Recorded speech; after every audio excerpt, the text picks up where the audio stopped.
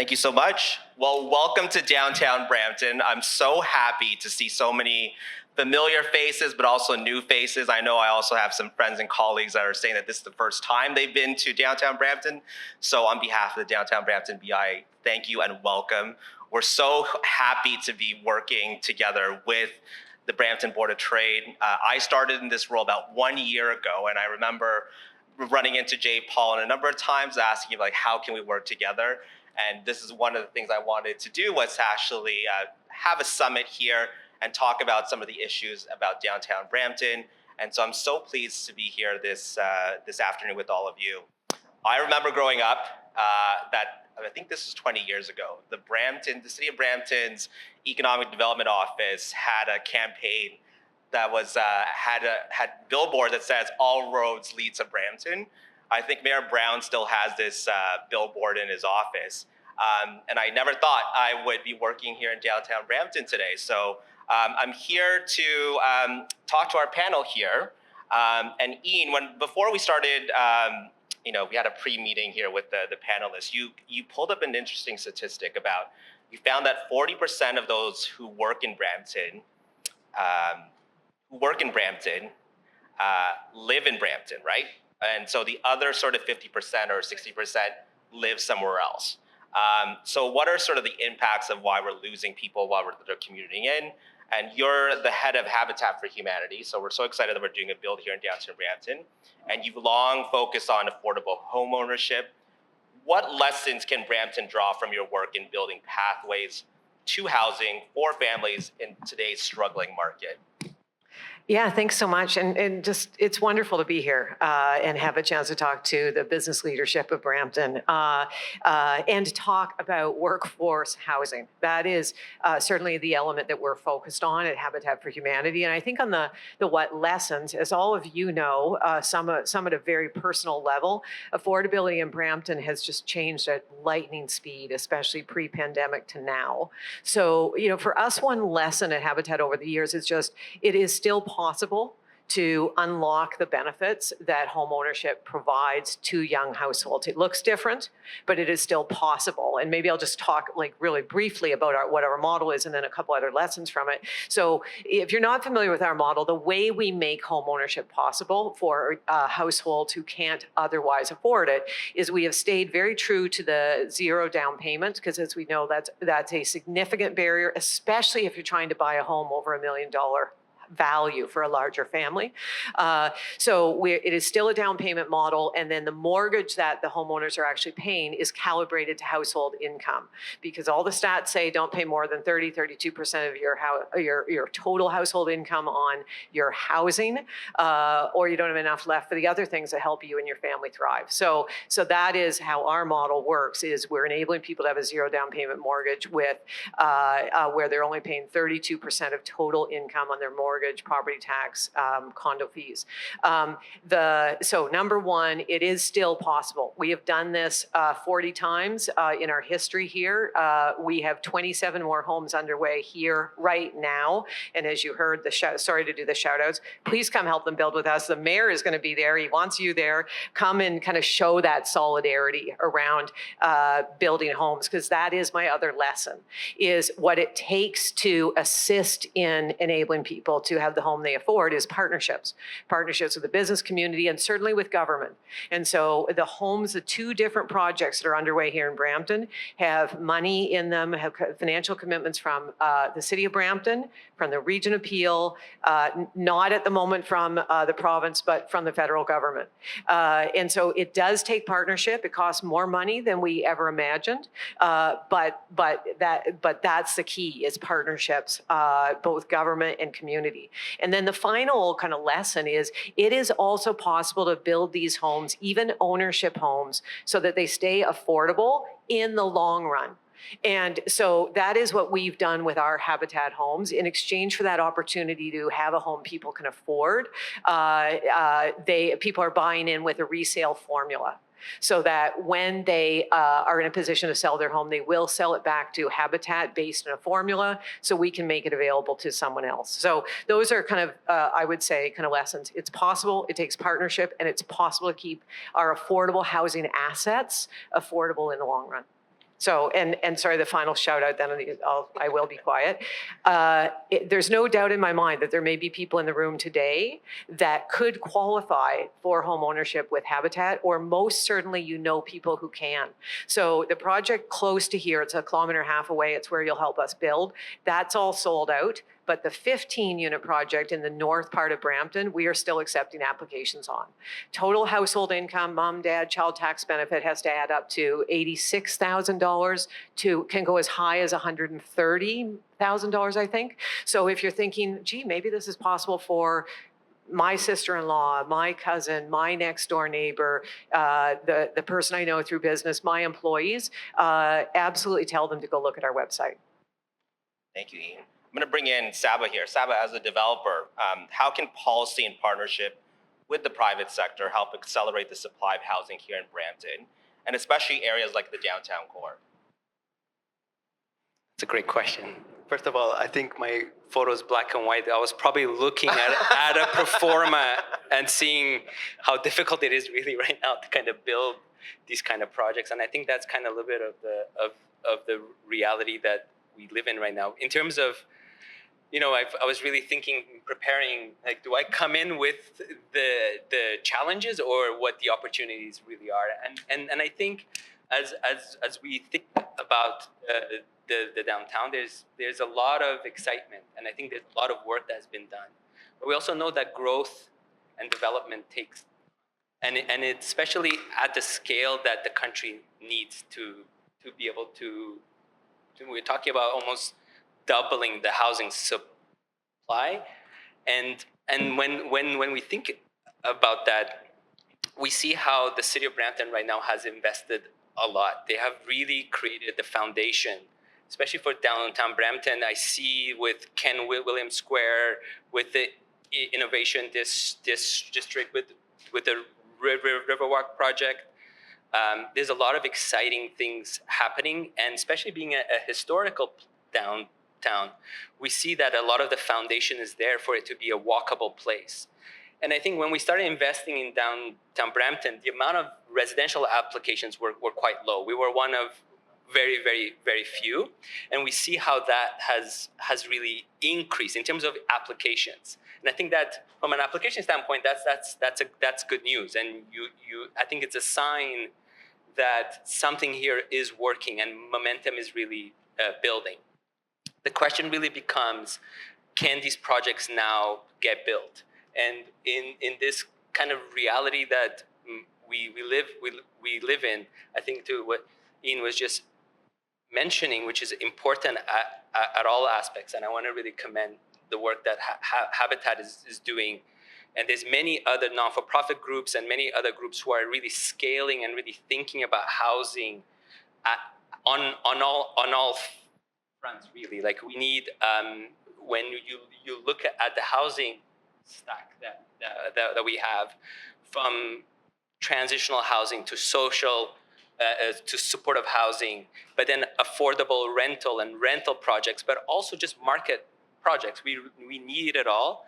And I think a place like downtown Brampton really has the foundation for it. With that said, I think there are tremendous challenges right now. I really applaud the work that Mayor Brown has done with the DC waivers on rental. But I'll tell you, on very practically, like on our project, and that's probably why the photo is black and white. And when I was looking at the numbers and trying to make it work, for example, like on a rental project, you're looking at 17% of our costs is property taxes, because of the two-tier system, but also a lot of the infrastructure that needs to be built. It makes it quite challenging for those projects to kind of take and move forward. But I think with any difficulty, I think especially when you look at the overall economy and how things are, it's also an opportunity for us to look at the things that have worked, but also at the things that have not worked, and what kind of a future does we want to build for downtown Brampton. And I think in really thinking about the future of a mixed-use place, a place that needs people but also needs businesses, can we establish almost like a place of focus, a place where business, non-for-profits, and the private sector with the public sector look at real solutions that can expedite building? Thank you. I'm going to rope in Stephen here. Many employers like Pearson and Brampton's logistic hub depends on workers who are struggling to afford housing nearby. How should Brampton approach workforce housing to ensure people can live closer to where they work? Yeah, that's a great question. I think Pearson's in a little bit of a unique situation as a large international hub for passengers and cargo. We sit at the boundaries of the city of Mississauga, the city of Brampton, the region of Peel, city of Toronto, and so we have a mix of transit opportunities and challenges that we're faced with. So really, when we look at housing, Pearson employs 52,000 people at the airport proper, between everything that happens from moving aircraft and cargo and people and security and everything else. And obviously, people need to live close enough to come to work and enjoy their work and facilitate the airport operation. So we're very interested in the transit and the housing discussion. I think from our perspective, we really need to look at being as efficient as possible with our current transit opportunities, right? How do we facilitate better transit using the infrastructure that we already have? And then long-term integrated planning is really key, especially for us. As we said, it's sort of a nexus of multiple modes of transportation. We're very cognizant of timing and sort of the long-term nature of significant infrastructure investments. And so we're really interested in the conversation right now. And I think for Brampton specifically, Brampton's obviously very close to us geographically, but the direct transit opportunities are limited right now. And so, we're very interested in what the future holds to ensure that, that significant part of our workforce that comes from the Brampton area. And, I'm Brampton born and raised and spent 30 years here. So I'm very familiar with the challenges of the regional transportation systems. And so, we're really excited to see what the future holds in this space. Thank you. After this symposium, I'm supposed to hop on a plane at Pearson, and that would be great if we had a Up Express line coming all the way here to downtown Brampton, so I could be there in 10 minutes as opposed to a half an hour Uber ride. But on the other thing I heard, and I know we have some friends here from economic development, downtown Brampton is the closest downtown to Pearson Airport compared to everybody else, even Mississauga. So I think that's a huge opportunity for our downtown. So I want to focus on the downtown investment. So this is open for everybody. Brampton's downtown has seen years of discussions around revitalization, but still faces so many challenges in attracting sustained investment. What do you see as the key ingredient to unlock growth and vibrancy here in downtown Brampton? Throw it out to anybody. Yeah, sure. I can jump in. I think for me, it really comes back to integrated planning, right? So as the different municipalities and regions, the province, we saw Alto was here today, although I'm not sure if they're still in the room. It's hard to see with the bright lights. Oh, still here. Yeah, they're still here. But right, we have a lot of integrated planning infrastructure opportunities that face us in the future. And so coming at it from a long-term vision of what we want transit to look like, not only for Brampton, but for the surrounding municipalities and how they all operate together, I think is key for us. No, I think to add, we have been thinking a lot about this. Like we started looking at downtown Brampton 5-6 years ago for us, as a group, and as I had mentioned earlier, the ingredients are there. Really, what becomes how do you then create a place that attracts the region, but also attracts residents of Brampton, that they see this as a destination.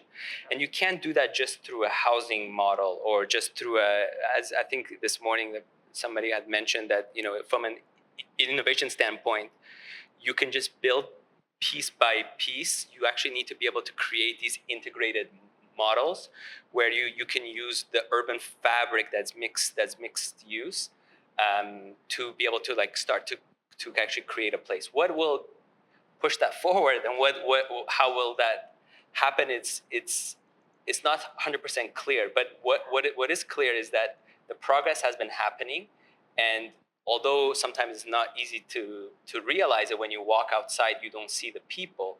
I think the foundation is being laid.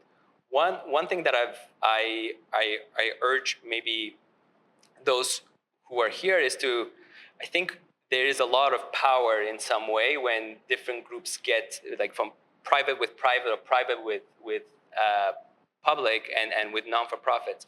When we get into a room and we actually try to solve real, actually try to actually resolve some of the issues that we collectively have. Because every time I speak to any group right now, I think everybody has this trying to figure out how are they going to kind of weather the storm for the next little while. But I think collectively we can do a lot more. I think the nuance I'd add, and you'll probably hear the same theme coming from me a few times, but it's just Brampton is proportionately a very young city compared to the kind of age demographic of Canada. So I also think these conversations need to be grounded in, okay, what does it take to keep our young people in Brampton and to attract the ones who are commuting here to work to choose to buy homes here, buy or rent homes here. And so I think, okay, well, what do young people need? Many people in the audience can answer that better than I can as an older person. But young people need vibrant jobs. They need homes they can afford to rent or own.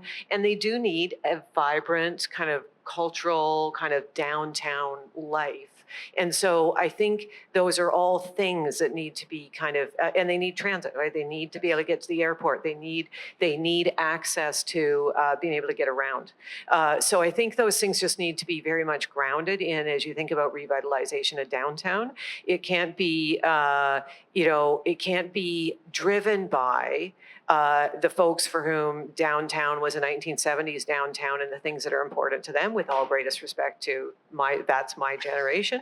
It has to be about what does the next and next generation of Brampton citizens need to thrive here. It's a really good point.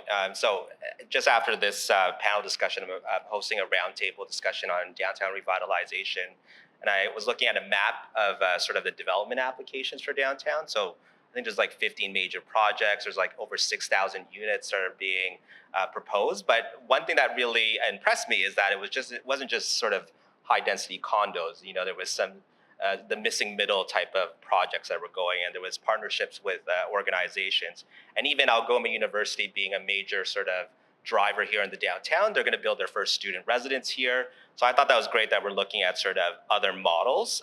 But I wanted to just focus on that. Can I jump in with one more thing? Sorry about this, but I think another part of it, and Dina Glazier is here from CATCH. I'm going to get the name wrong, but Canadian Association of Transit Connected Housing. And I also, as I was walking over to the other group, met Aaron, whose last name I can't remember, but Aaron with the Alliance for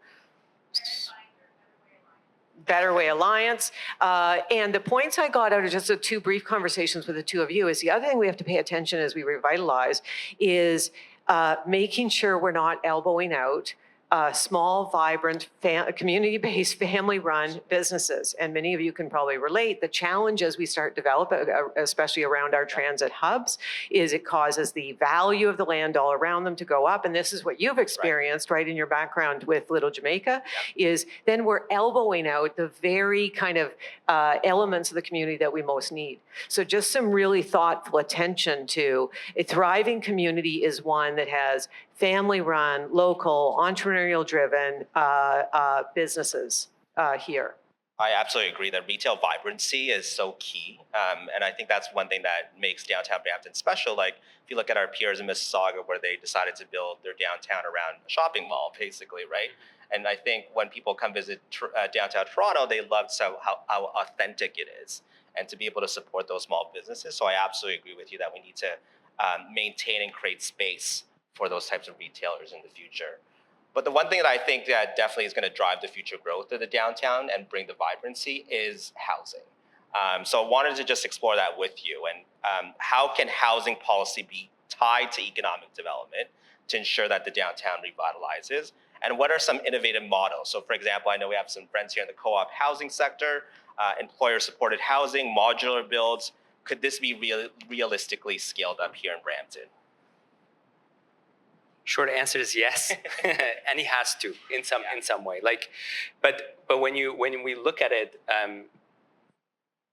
when you look at the examples that are happening, for example, with co-op housing, like the biggest co-op housing that's happening right now, it was on city lands with a lot of incentives behind it. Scarborough, is that the one you're talking about? Correct. Yeah. So with supportive housing, a lot of supportive housing has been built on with good partnerships with the non-for-profit. So what I'm trying to say here is that collaboration and partnership is key. But I just want to re-emphasize and I think in terms of what you just said, in terms of the applications that are there, I also see it too. The amount of applications, the amount of potential housing here is vast. The question is, how do we translate that into actual building? And right now, the whole real estate market is going through a period of transition and of it's kind of the ability to build is getting very difficult, both from a cost perspective to actually build, but also to really make the math work. But so I think there's an opportunity here to really think collectively in what are the needs, and not to silo different types of projects, and really be able to bring to the table supportive housing, co-op housing, but also just market housing. And I think Brampton has an opportunity right now, especially with the way that the planning department has. I'm not sure how many people are aware of this, but downtown Brampton used to kind of be Main and Queen. They have really expanded that. When you think about an MTSA that goes beyond it, there's an opportunity a little bit going further west to build housing that is not in the flood plain. So that can happen now. But for the diversity of housing, one other point I would like to make is really trying to bring businesses in, and I think to be able to do that with the partnerships with economic development, for example, and different institutions. I think there is a robustness of just the population that's so young, who wants to come and, like, when I speak with, I have some family who lives in Sandalwood. Whenever they want to talk about going somewhere, they go to downtown. They don't come to downtown Brampton. They go to Mississauga, or they go to, they try to figure out a way to go to downtown Toronto. So I think that there's an opportunity here to also connect the city of Brampton to its downtown. I absolutely agree with you. Do you want to add anything? Yeah, sure. Yeah. And not to harp on this too much, but when I think of some of the challenges that we're facing right now, they're not one-off challenges in my mind. And so, housing, transit, and the economy or economic development, they're all interconnected, right? So you need homes for people to live in and to be housed, which is very important, but those people need jobs to help pay for their housing and other things they want in life. And they need transit to get to those jobs. And back and forth with other locations, whether that's for pleasure or travel or whatever the case may be. And so when we look at solutions, I think we need to be careful that we don't cause other problems by trying to solve one part of the equation and not sort of intermingling with the others. So, I mean, from Pearson's perspective, I mean, I think it's very important that housing is built, whether that's in Brampton or any of the other surrounding municipalities, that helps foster the workforce that delivers on the excellent sort of operational and services that the airport provide. But at the same time, we have to figure out, how does industry coexist with that housing? So, we don't necessarily want to push out different industries to facilitate housing, but we need to find a balance where both parts of the economy and the residential sort of housing can live. So I'll pick up on a couple of comments you've made, Steve, because I think you used the word something about they're intertwined. And I think that's where I'm going to start, is because you ended your question with, it still kind of comes back to housing. Housing and monetary policy are highly interconnected in this country. And a challenge we have of, when you said unintended consequences. So challenge we've had over the last 2 decades is our governments at all levels became overly dependent on housing as a revenue source. And they could do that because it wasn't as vote sensitive as property taxes and income taxes. But the place it's inadvertently brought us to is this terrible situation where our next generation and newcomers to this country and region can't afford to live here. So now we have to start untangling that. So for me, a few thoughts I had when you were asking the question and when others commented. So housing and economic development, for sure, when we're investing in economic development, when we're creating new regional hubs, when we're doing transit-oriented development, we should start by saying, okay, can we set a goal of 20% affordable housing in this? Now, that will bring back to 8 years ago under the Wynne government, lots of effort on inclusionary zoning, and that ended up, City of Toronto put a lot of energy into that. And as you know, Saba, be careful on that one. It sounds great to non-housing people. The math is really, really challenging. And some of inclusionary zoning, or even the Saba, you have to do 20% everywhere you can do. That means some developments you won't do because you can't afford to do it. And so that brings us back to, well, the government needs to put more money in, more land, more concessions, and that then brings it back to, well, where does the government get the other revenues from? So it is very complex, but bringing it back to the municipal levels, something that we advocate for when we get a chance is, I described our model, right? That the homeowners who are buying with us are buying with a sales agreement that they're going to sell back to us, and their home will never be worth the same as it is if it was a market home. Our homeowners, nonetheless, are still paying property taxes as if it was a market home. If property taxes were adjusted to reflect the actual value to them, they could build equity faster. That puts them in a position to buy a home from you at market. Now, then we'd say, if Patrick Brown or councillors were here, they'd say, hang on, wait, we can't lower property taxes because that will hurt our revenues. However, think about this for a second. If we could build more of these permanently affordable ownership homes, you're going to have more of those 60% of people who can't afford to live here. And so the property tax base will go up. So I hope I haven't confused or bored everyone, but it comes into, we have to think about it in a really thoughtful way and recognize it's not just a housing conversation, it's not just an economic one. It is very intertwined to the choices we make and the choices we let our politicians make at all levels of government about monetary policy. Solid. Yeah, that deserves a round of applause. I agree. Okay, so I think the other piece of this, we talked about housing, was also about jobs. So, Stephen, I was flying in from Ottawa on Sunday night, and I was flying over Brampton, and I saw the sea of developments, but also see an opportunity in terms of that. There's still land available in this city. And obviously, Pearson, we all heard over and over again, is the largest economic engine in this region. How important is it for Brampton to protect employment lands around key transportation corridors? And how do you see that connecting to the airport's growth in the future? Yeah, for sure. So I think it's very important, right? I think, as we talk about the growth, not only of the airport, but of the region as a whole, obviously we face some, challenging times economically right now. And so when we look at the airport, the airport currently serves, approximately 50 million passengers a year. And that's expected to grow, to 65 million passengers a year in the coming years. But when we look at the airport sort of geographically, whether it's by great planning that happened in the 70s, or if it's just sort of how the natural evolution of the system has worked, the airport's bounded by the 407, the 401, the 427, the 409. It's got two major rail corridors passing around it.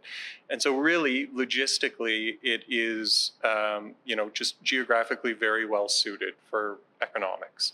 And so what we've seen over the years, we've just re-released some of our economic studies at economicrunway.ca, if anyone's interested in taking a look at the information, is that we've continued to see the growth in all sectors around the airport. And so the Pearson Economic Zone is, approximately 200 square kilometers of area that spans Brampton and Peel, Toronto and Vaughan. And it's sort of based on some of the old provincial special economic zones. But really what we see is that, it's got a very low vacancy rate right now, right? Something under 0.5% vacancy for industrial. And it's got pretty much every sector imaginable. It's got manufacturing, defense, R&D, life sciences, health sciences. And so the list goes on and on and on. And there's a reason for that, right? And the reason is that, 45% of Canada's air cargo goes through Toronto Pearson, whether that's through dedicated cargo operations or in the belly of passenger planes. That's because people are coming into the country to do business deals, right? And they want to be close enough to downtown Toronto, downtown Brampton, downtown Mississauga to facilitate those conversations. And we're sort of at the nexus of that. And so I think what we really want to be careful of is that we, like I mentioned before, is unintended consequences, right? So, we don't necessarily want to continue to or look to put housing in areas where there's still the need and the want for economic activity, just in response to a short-term problem, when there's other opportunities that we're, constantly availing ourselves of. Okay, we're running out of time, but I have one more question for our panelists here. If you could recommend one bold policy or investment to transform Brampton's housing and employment landscape in the next 10 years, what would it be? Tiny little question to end on. And Saba, you've already signaled this, so I may be stealing what you're about to say. But I just think it's critical. I loved what you said about, when people in Brampton are looking for a place to go, they're heading for Mississauga and downtown Toronto. And I think embedded in that is part of the big, bold idea, which probably already does exist here in Brampton, and it's to think big. Right, I think it has to be so, and I'm not a resident of Brampton, but it has to be so frustrating to be characterized as suburbia and a bedroom community, et cetera. There's so much more to Brampton than that. And I think the notion of thinking big and saying, how do we take, and probably employment land, thoughtful employment land conversion is part of it, but how do we create Brampton as this regional hub, whether it's an innovation hub, whether just the nature of the hub. And as we do it, a hub that has vibrancy around the kind of community we are, the kind of downtown that is here, the kind of opportunities that are here. But it's definitely a notion of, think in terms of Surrey, BC, and some of these other communities that have said, no, we're not just a bedroom community. We are so much more than that. And again, I recognize and respect that is already true of Brampton. But how do you think to that next big place of who people on the outside of Brampton see Brampton as and drive their cars in the direction of Brampton as opposed to, thinking, okay, I'll drive right by Brampton. I love that. I just want to shout out to my BIA team. Right now, we're going through a whole brand refresh of downtown Brampton, and that's exactly sort of what we're hearing back is, how do we get people outside of Brampton to come and actually experience us and visit us for the first time? So we're on the right path there. So looking forward to what we unveil to everybody in the future. Steven? Yeah, I think for me, it's like don't miss out on the short-term opportunities while we plan for the long-term sort of solutions to some of these very complex problems. So, for example, a number of our employees at the airport come from the Brampton area. And it takes them almost an hour, in many cases, on transit to get to the airport. So how do we facilitate better bus transit in the short term? Well, we look at the larger, infrastructure plays like the Alto and, Union Express, the UP Express, potential options there in the future. Like, let's work on efficiencies and optimizing the services that are already there with our partners while we work on the long-term planning and infrastructure plays at the same time. I was going to come and say MER program, but I think I'm not going to say that. But I think, I just kind of would love to kind of echo what has been shared. But I think just practically, I feel like every time I turn on the news, we are going through a country building exercise, and that kind of how it's being branded. The country needs to be built. Our workforce is not there. It's aging and is not there. And when we do need to build, new technologies need to be incorporated and whatnot. So I think along the lines of what was just shared, when we talk about bold idea, one thing I was really thinking about is to really marry this idea of skills development in downtown Brampton. How do you bring a school, one that will really make a statement for the country as one of the places that manufacturing is happening? You can also have other types of businesses that you have such a young population that can be trained and developed right here in downtown Brampton. And just from a practical standpoint, although I personally am a little bit, there's a lot of conversation about modular housing and where that's going to go. You know, I've been talking to folks in China. We're really far, far away from what other places have done. But I think how incredible it would be with just the narrative that the country is going through to be able to have a place that trains workers, but also be able to have the manufacturing in Brampton to be able to do these type of projects at scale.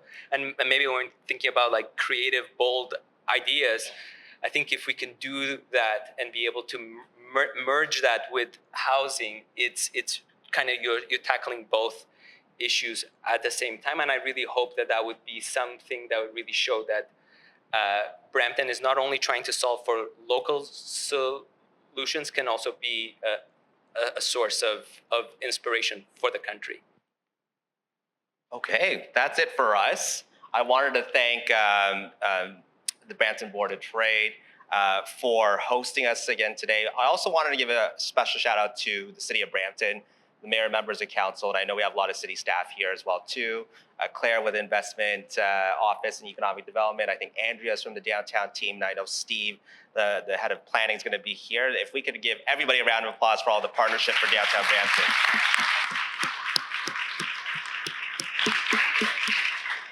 Oh, we have 10 minutes for questions. Get out of here. And I know we have like a lot of students from TMU and U of T here. Maybe do you guys have want to start off with a question first?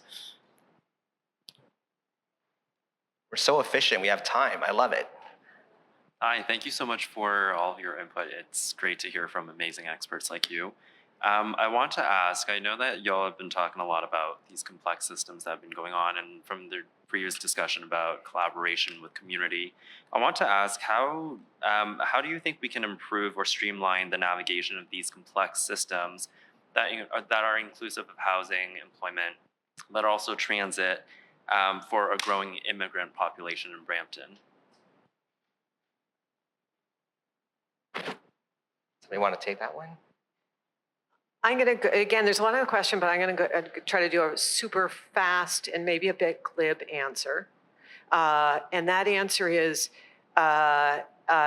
decrease the level of influence that people from my generation have. And I say that especially homeowners from my generation. Like, again, this is one of our, and Mark's going to speak next, Mark Richardson, like one of the reasons why are we where we are today on housing? Because again, with best of good intentions, we created a very Canadian democratic approach, sort of Canadian democratic approach to what gets built where, highly influenced by this notion of, well, people in the local community should have a say, right? But as Mark Richardson will say next, the back of Mark's shirt says something about future residents association. So our planning policies need to be much more focused on decreasing the influence of people that had the good luck of already having a place to live, and increasing the influence and our orientation towards thinking of the best interest of people who don't yet have those opportunities. Do you want to add anything? Yep. Yeah, I think it was a great question, a very complex one that probably deserves a lot more time than we have the ability to give you today. But I think, with any large problem, I think sometimes we have the human nature to try and solve it all at once. And I think, one of the really important things is, the problems we have are complex. And the solutions are not going to necessarily be simple all the time. So taking bite-sized approaches to trying to fix parts of the problem at a time while trying to build towards something larger is probably the best way to tackle it. Okay. All right, sounds like Mark has a microphone. Go I ahead. have a microphone, and I was actually going to ask a different question about sort of how we define employment land, but I'm going to step away from that since there isn't actually a planner on the panel. But maybe the question is more to Steve as someone representing a large employer. What are the responsibilities of those large employers to actually provide housing for their workers, at least for the time when they're working at those locations? So resort towns, mining towns, forestry towns all provide that kind of housing. You probably do it at some times of year for people who plow your runways and do your de-icing because you don't know how long you're going to need them there for. Cities do it for their firefighters when they're on shift. What is the obligation of a company like Amazon if you're building a giant distribution center, which is on the edge of a municipality, to actually provide some workforce housing for your workers in proximity to the places where they're working? That's a great question, one I've never been asked before. So I don't have an answer offhand for you. I think that, similar to other municipal organizations, Pearson has a firefighting division. And there are, the facilities there that the municipal fire services would have. So, I think in some respects, perhaps we provide some services for Pearson staff already. But that's we're not developing a new airport on the outskirts of a city currently, and so it's not something, to be honest, that I've given a lot of thought to in my current role. But it definitely sounds like something that others may need to give some thought to in deep respect. I don't have a better answer for you at this time. Okay, I think we had two questions at the back, one right there, and then I think after that, yeah. Okay, go ahead. Probably a question for Saba, but also thinking affordable housing.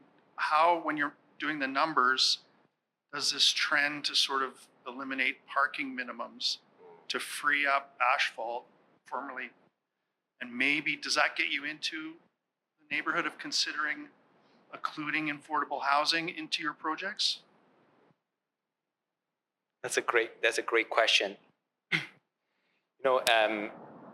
From a planning and approvals perspective, right now there's no parking requirements for at least from a residential standpoint, right?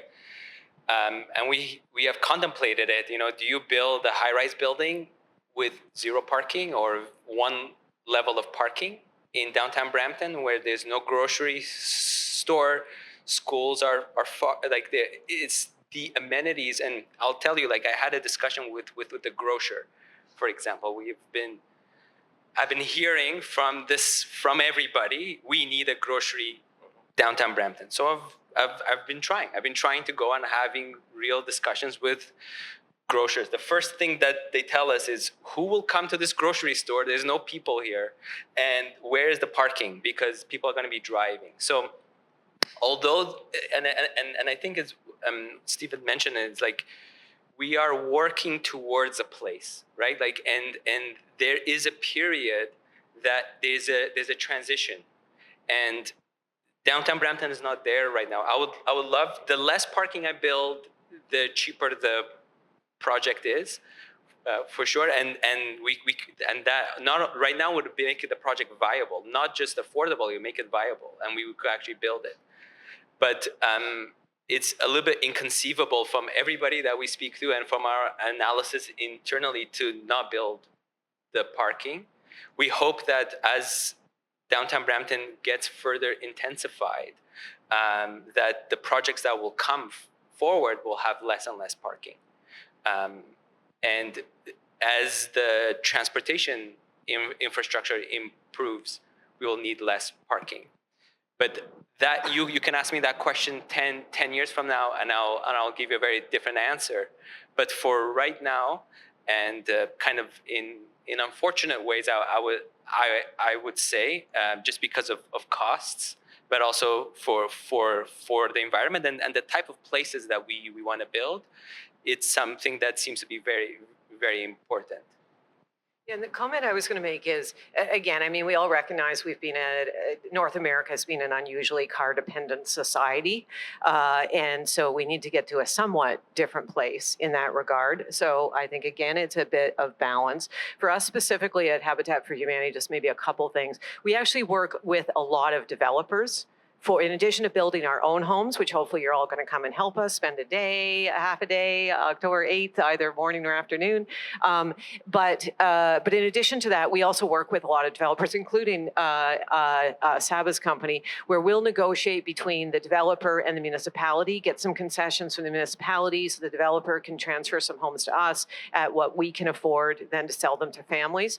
And often we do concede on parking in order to make that happen. It's rare for us to say we don't need any parking because many of the folks who come to us for homes, they need their car for work. They're a contractor, they're whatever, they're a PSW, they can't not have a car. But we find many households, especially in Toronto, which is it's not awesome, but it's more transit rich. We can do it there. And then I'll just go to the other side of the continuum about we got overly focused on car and parking. We have a development that we finished in 2020. It's in a municipality quite a bit north of here. But there we had bought land with the plan to build 9 townhomes. Ultimately, we could only build 6 townhomes because to meet the municipal requirements that they did not budge on, we needed to have 18 parking spaces for those 6 homes. So 3 families are not living in an affordable home now because of a mindset that got overly focused on the way we did things 20 years ago and the lack of give. So give is key, and imagining the future as opposed to being fully informed and hostage to the past. Okay, let's give our panelists another round of applause. Thank you so much.